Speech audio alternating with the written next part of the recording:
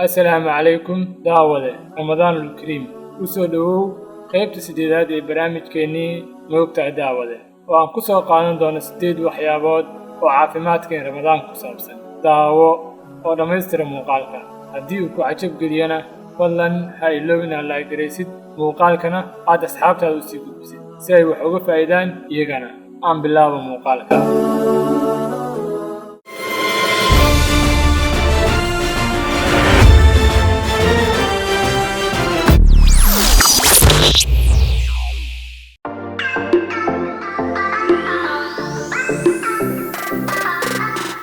موقع دعوة ملبك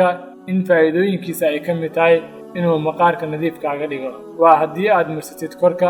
muddo ka badan 15 daqiiqo kadibna aad kaga meeyratid ama kaga dhaqatid biyo diiran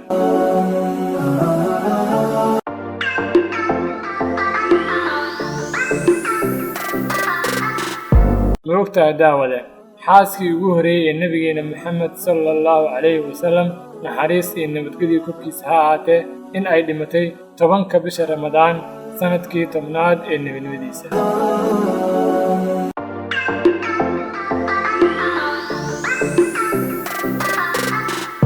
موقع دعوة cunista cunooyinka la sheelay sida sambuuska inay ku keenayaan daal badan iyo fuuqbax yacni jirkaaga oo dareema biyo la'aan saayida iska ilaali cuntooyinka dufanka badan oo qaado kuwa ku wanaagsan xilliga soonka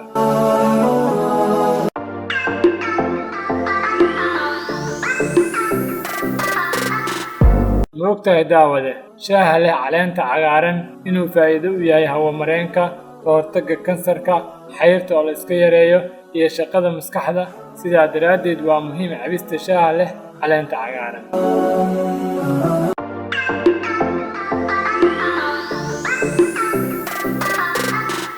موقع دعوة cabista caanaha inay ka qayb qaadato dhismaha murqaha qofka ayadoo warbixintan ay qortay American Journal of Clinical Nutrition oo ah qaybta wax ka qorta arrimaha nafaqooyinka qaaradda Ameerika sidaa daraaddeed cab galaas caana ah maalintii si aad u yeelatid muuqaal qurxoon lehna murqo dhisan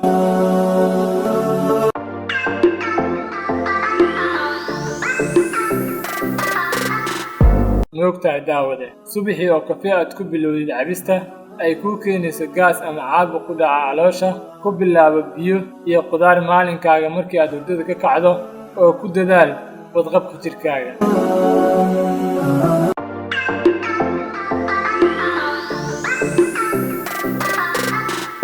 موقع دعوة dagaalkii ugu horeeyay ee muslimiinta iyo gaalada inuu dhacay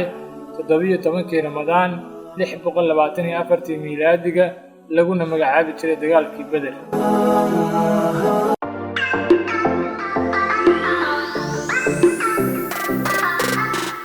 موقع دعوة dhacdooyinka ugu waaweyn ee bisha Ramadaan soo maray ay ka mid tahay furashadii Makka oo rasuulku furtay sallallahu alayhi wasallam sanadku markuu ahaa 8 hijriyada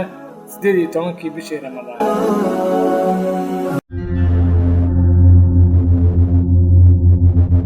muuqaalkeena maanta intaas ayuu ku egyahay daawada haddii muuqaaladan oo kale aad xiisaysid fadlan like saar wixii su'aalahana comments-ka igu reeb waxaan isku dayayaa inaan ka soo jawaabo su'aalahaaga mahadsanid